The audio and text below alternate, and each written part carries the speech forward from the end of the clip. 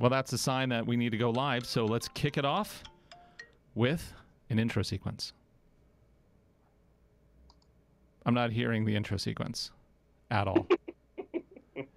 You need to turn volume on for that channel, Joe. If you're going to pop over to that channel, you need to turn the volume on. It has no volume by itself. You need to do video follow on the bottom with the little graphic thing. 1 second. Which channel is it on? ABS? It is on 6. No, I said camera. Which channel is that? That's 5. So you have 5. So auto follow video, and then you need to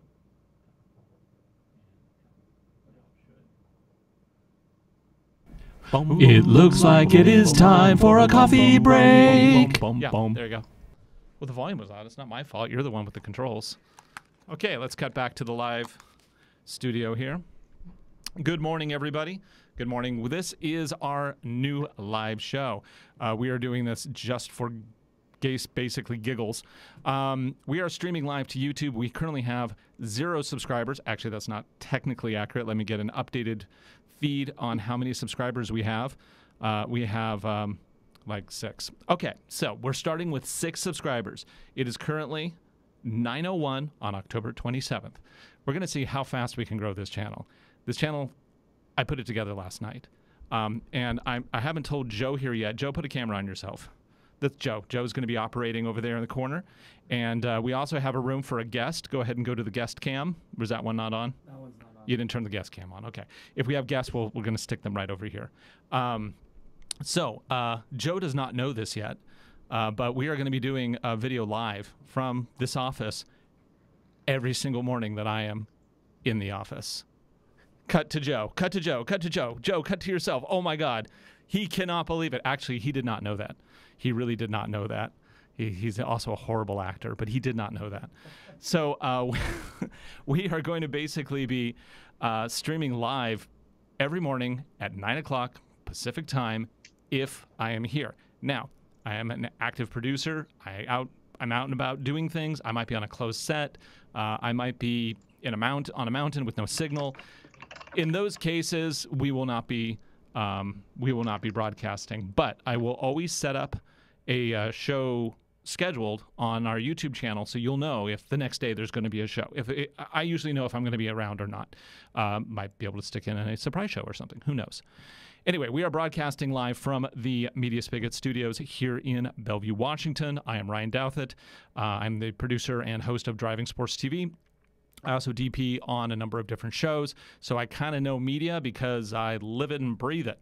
And so that's going to be our main topic for this ongoing series. Now, what is media? Media is everything. It's what you consume. It's how you produce it using various things like this, and we're going to get back to this in a few minutes.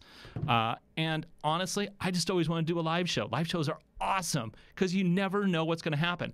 And that is the whole point of this show, is that there is no script.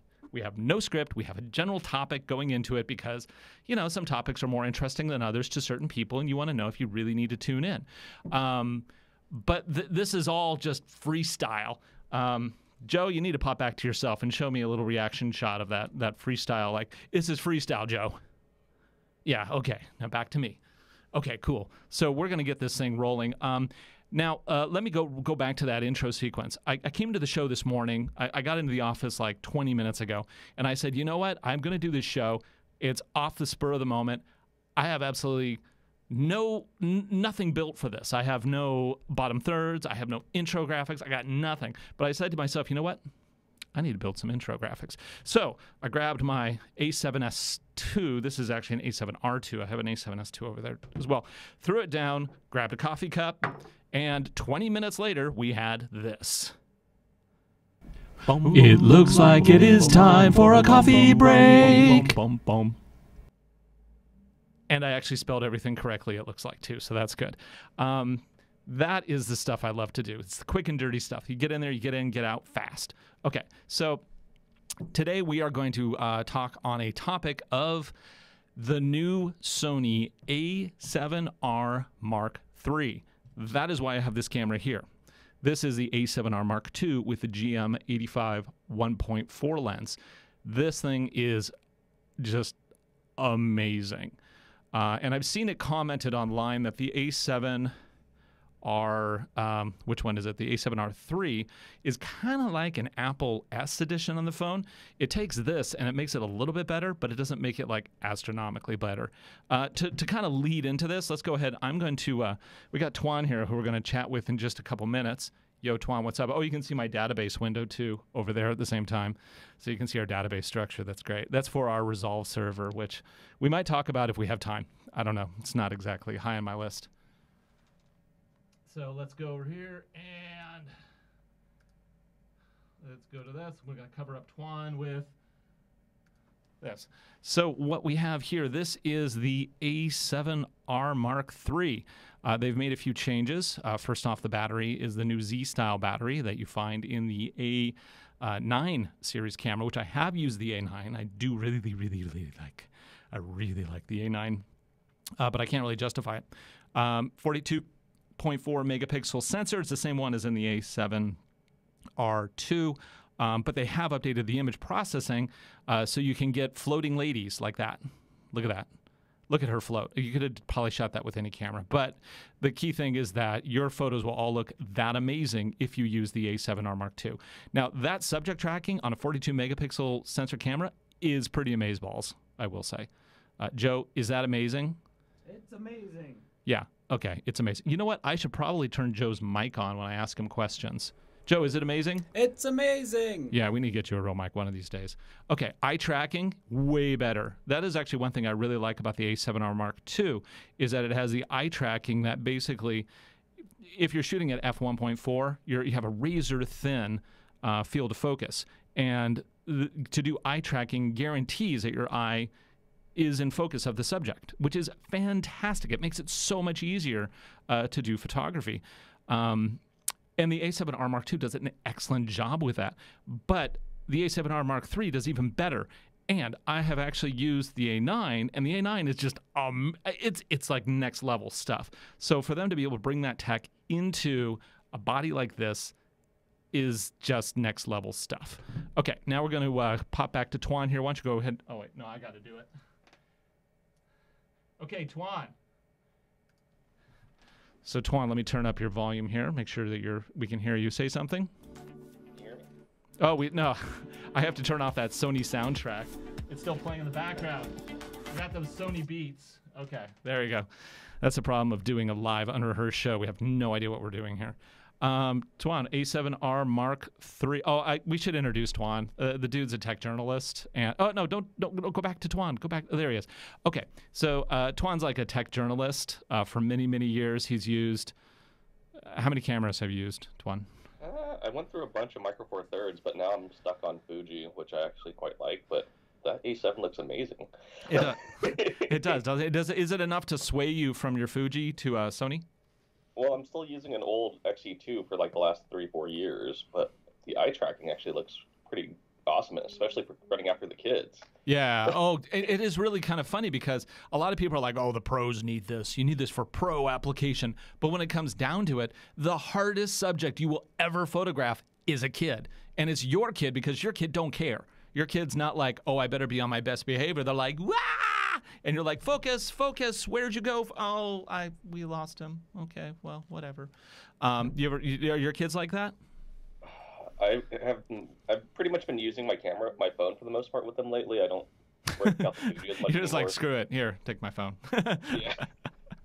That's the problem, right? It's just like, do I want to play with them, or am I just going to chase after them and take photos? I know, right, because that's the photographer's dilemma when you're dealing with family is, are you going to be in the moment or are you going to be spectating the moment? And I've had a number of instances where you go to an event and you're like, I want to experience the moment. And somebody says, oh, could you be the photographer? And was like, oh, well, I kind of just wanted to drink and dance and have a good time. But sure, I'll do that. I mean, I actually really enjoy doing that.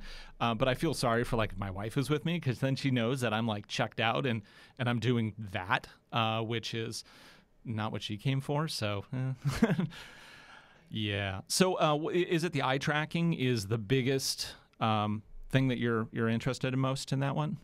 Well, that and the giant 42 megapixel sensor. I mean, frick, my Fuji's like what, I think 12 or 16 megapixel, and yeah. Now I don't know. It's like it'd be a nice upgrade, but at the same time, I'm just thinking, will it bring my computer to its knees? Yeah, it's really not that bad. I've had a number of Sony cameras that have had that sensor. I had the A7R Mark II with the new LSI, which is basically an upgraded version of the A7R II, but it had some other issues, so I got rid of that camera. And I had the original A7R, which was 36 megapixels, I think now. It's kind of hard to remember. You know, I've gone through so many cameras. But really, 42 megapixel isn't that bad to deal with. The biggest issue is archiving your RAWs. It kind of... it grows quickly. You're like, oh, you know, storage is so cheap. But then when you start like cloud backups and stuff, then you start to have some issues there with space. And then I think my concern is just lens cost, because the full frame lenses are expensive. I have no idea what you mean. This GM was only like $1,700. Yeah, but dude, this I only use the 35 and the 18. Oh, this lens though, oh, it's beautiful. I did some corporate photography with this one, and I picked up the lens for, I picked up the lens for a specific corporate job I was doing, where I had to shoot a number of executives, and it was brilliant. It focused quick. It's a huge piece of glass. The fact that it can move those elements that fast was very impressive. But I'll tell you why I have zero interest in the A7R Mark III. I know you're waiting with bated breath, aren't you? Well, I mean, you've already spent enough on the previous A7s. The biggest benefit of the A7R Mark III is also its biggest detriment to anybody who's already bought into the Sony system. I have 3 cameras that use these. The old W, which are horribly small batteries. These are tiny and they're ridiculous. However, you put them into a grip, and you have twice the battery life. You now have the equivalent of a Z battery. Now, I have huge claw hands, so I need the grip anyway, because otherwise I have fingers that have nothing to do, and then they get cold and lonely out there all by themselves. And so I've converted all of my A7s to be running on grips anyway. Also, you get to put the batteries in while it's on a tripod still, so if you're doing a long video roll, it's nice. You don't have to demount it. So you look at the cost of the camera. The new one's, what, $3,200 for the new A7R Mark III, and on top of that, you need to buy new chargers, because you can't just use a 1 battery charger. You need a multi-battery charger for overnight charging. If you're working late and getting up the next morning, you're not going to wake up at 3 a.m. to swap batteries. I have. It sucks. I would need to buy like 10 new batteries. I would need to buy 10 new, buy a multi-charger. I would have to now carry multiple systems with me, because I have this one, and I need to make sure I have the other batteries. It was bad enough when I was running A99 and this one. Now it reincorporates. It's like you might as well almost be on another system, other than the fact that it's same E-mount. The battery is really, even though they're the biggest benefit, but I think they're a bigger benefit for somebody who's just jumping into the system. I'm always going to carry 2 cameras with me, so that means I need to carry 2 batteries with me. 2 totally different battery families, and I don't like that. So I know why they went to the new battery. I'm glad they went to the new battery, but it kind of counts it out for me. I'm not going to be able to make that jump until I can replace both my A7R Mark II and my A7S Mark II with Mark III models that have that new battery, which is going to be really expensive. Waiting for the A7S Mark III then. Yeah, basically. And I might even get rid of my FS7 at that point. I love my FS7. It's so great. Well, the biggest question is whether or not the new A7S Mark III is going to have 10-bit processing in it. People say that, if it doesn't have 10-bit like the GH5, then it's just, it's a piece of crap. It's totally unnecessary. But the fact is, I don't think you really need 10-bit in these. However, I'm a professional. I do this for a living. Sometimes you do need 10-bit if you're doing a commercial shoot. And so for those, I have my FS7, although I prefer to honestly just shoot with these 90% of the time if I can. However, if they bring that to the A7S III, then I would be happy to get rid of the big bulky camera. It's just like big bulky cameras kind of suck because you're with them all day. I mean, yeah, you get to build up these biceps, but there's a point where you're like, your arm feels like spaghetti at the end of the day. So anything lighter, I accept it and I embrace it. And honestly, for what I do, nobody ever tells, very rarely. I did this one lifetime shoot last year with the Highlander, which was amazing to be able to meet the Highlander in person. Even though all the millennials on the crew was like, who's that? I'm like, dude, it's the freaking Yeah. Highlander. You gotta be kidding. Anyway, I but don't know who that is. you know, Adrian Paul. He's like a sword master now. That's what he does. He goes around the world teaching sword work. But you watch the show Highlander, the movie at least, right? No, you did. Yeah. You do realize you're like 10 years older than I am, right? Joe, save me here. Joe, tell me. You switch back to Joe here. Give me Joe. Joe, you watched the Highlander, right? You know what the Highlander is, right? No. You don't? I don't know what the Highlander is Oh my God. whatsoever.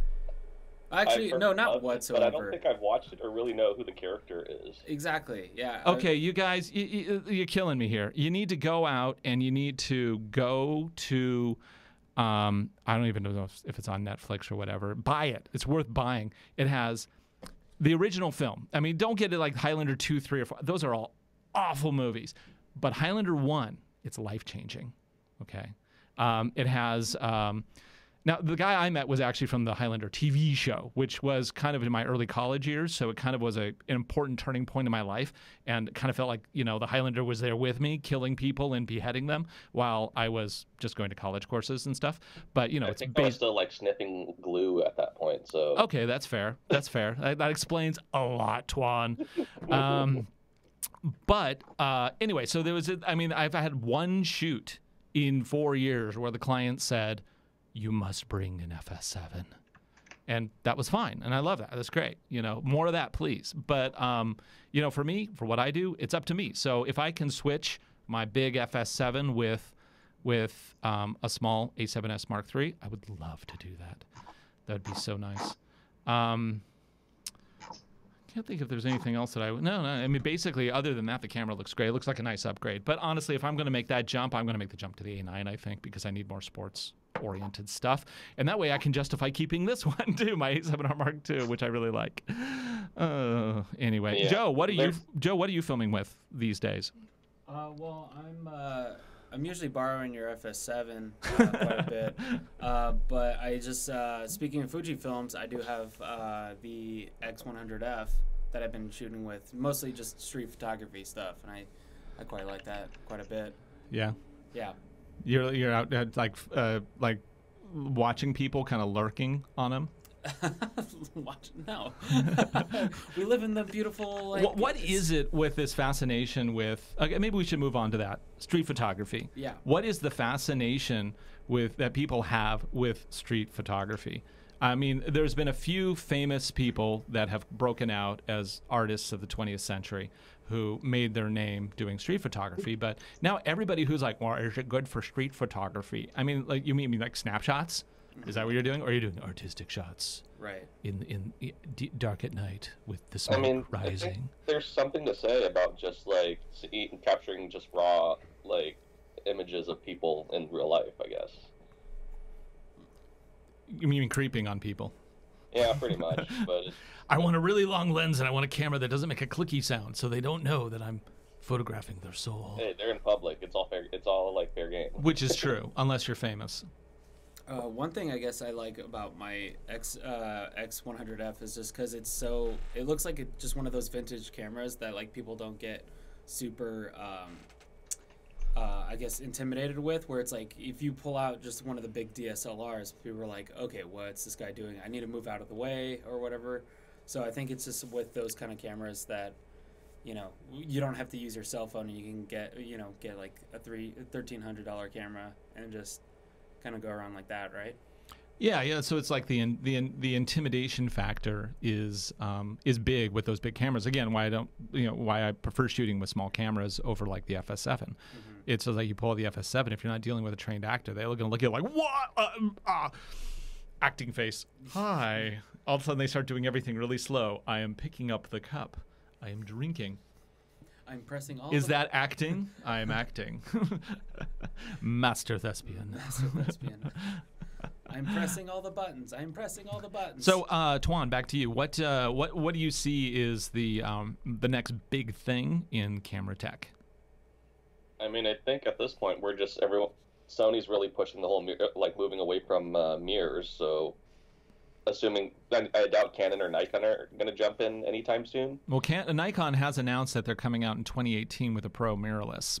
They've announced it, but they also announced 4 years too late at this point. Well, can I also point out that when I owned and shot with a D810, which was an amazing camera, they issued a press release. I think at NAB New York, which is what's going on this week right now, or was that last week? Anyway, NAB is about this time.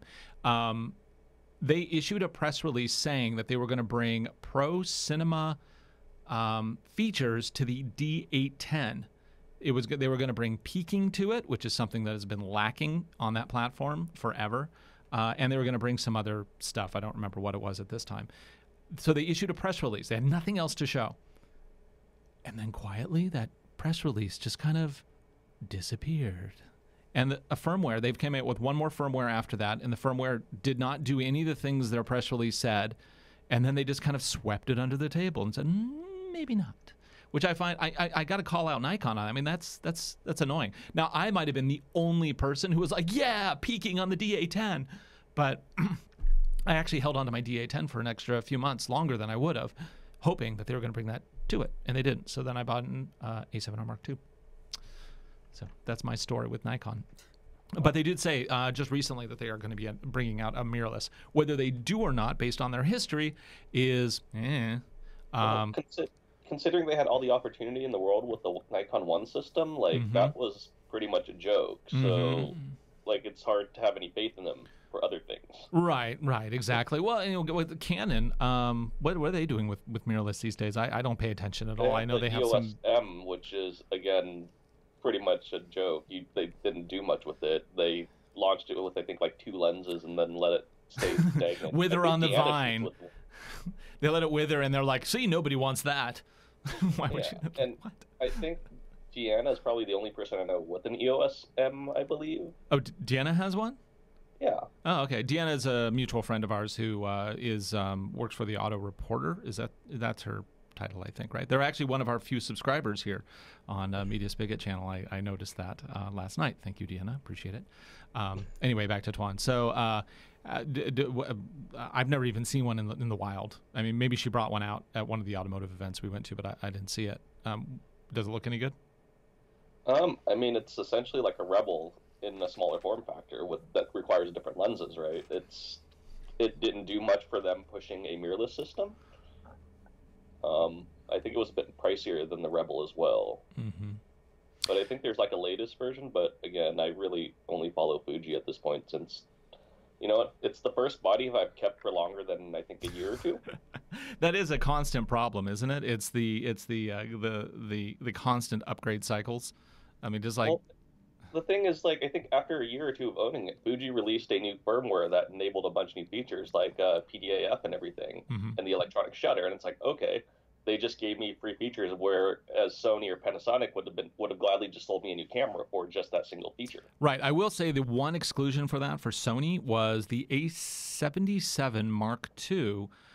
They released it with AVC HD, and they had a firmware update that gave it XAVCS with a higher write speed to the cards. I think it's the only example of Sony doing that. But in fact, I have an A7RIII Mark II right over here. It's one of our third cameras. This is actually kind of hilarious. The studio setup that we have in here is like a history of Sony cameras. My primary camera right there is an FS700 that we used to use for action sports that's now retired. It does a great job. It has a nice SDI out, so it's great for live shows.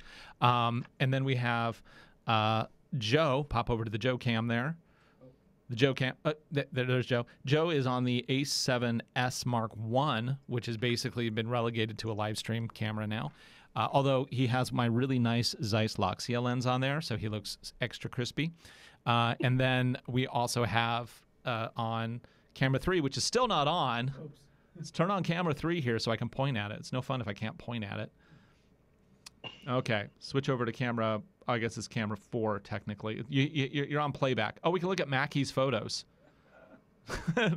I loaned this camera to a buddy, and he went out and took photos with it. Yeah, that was nice. That was attractive. Sorry, Mackey, do I have to pay you royalties now? Anyway, so over here is our third camera, which is for guests. Give me 1 second.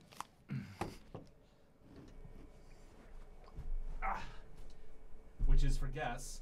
Oh, whoa, that's hot. Okay. Which is our guest cam. So, was it hot? Yeah, I was just looking at the meters. It was up on red. So, I mean, I don't mean this was hot. I mean, that was hot.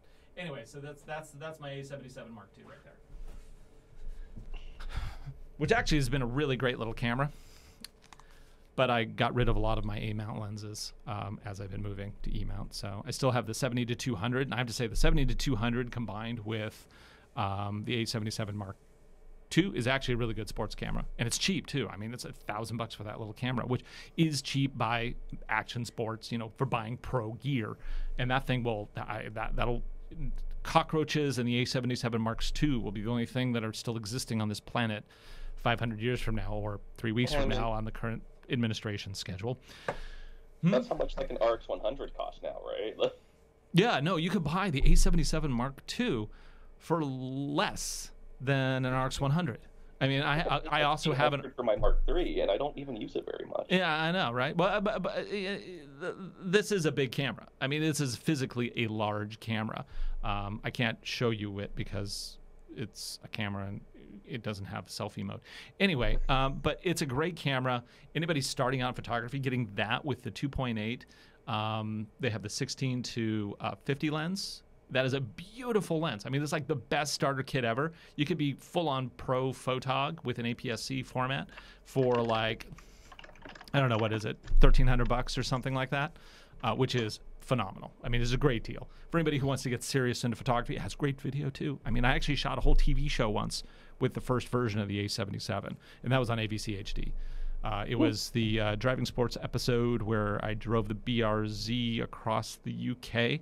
That I bought the camera the day before I left for the UK, and because I wanted something light that was also like broadcast quality. That was at the time. That's what it was, that or like a 5D Mark II. So, you know, between the two, I'm like, well, I'm going with this one. So I picked it up the day before I got on a flight to the UK and learned how to use the camera while I was shooting that show. And it actually turns out to be what I still like that show. That was a good one. That was when the BRZ was just launched. Are you typing, Tuan? Yeah. Clickety, clickety, clickety, clickety, clickety, clickety. You're just like so bored. Hey, it's a mechanical keyboard. It makes lots of clicking. Yeah, yeah. And mechanical keyboards we'll have to talk about on another show. And we are up with our 30 minutes, and we have other things to do here. So I'm going to go ahead and wrap this show up. Thanks for anybody who watched. Oh, let me take a quick look here. Do we have anybody asking any questions? I don't assume we have any viewers, so I'm going to assume that we don't. You also need these like Subaru rubber floor mat cup holder or coasters. Why? I don't know. Pretty sweet. I've had them for a couple of years. Hey Subaru, send me some cup holders, cup coasters, so we can have them. What's so cool about those? It's like a Subaru rubber floor mat. How random. Okay, thanks for watching, everybody. We're going to be back live here. We're not going to be live on the weekends. So when I say every single day, I don't mean weekends because I have family, I have a life. But we will be back here Monday at 9 a.m. So be sure to tune in. Let's go ahead and wrap us up, close us out with that intro sequence again, which is hot. It looks like it is time for a coffee break.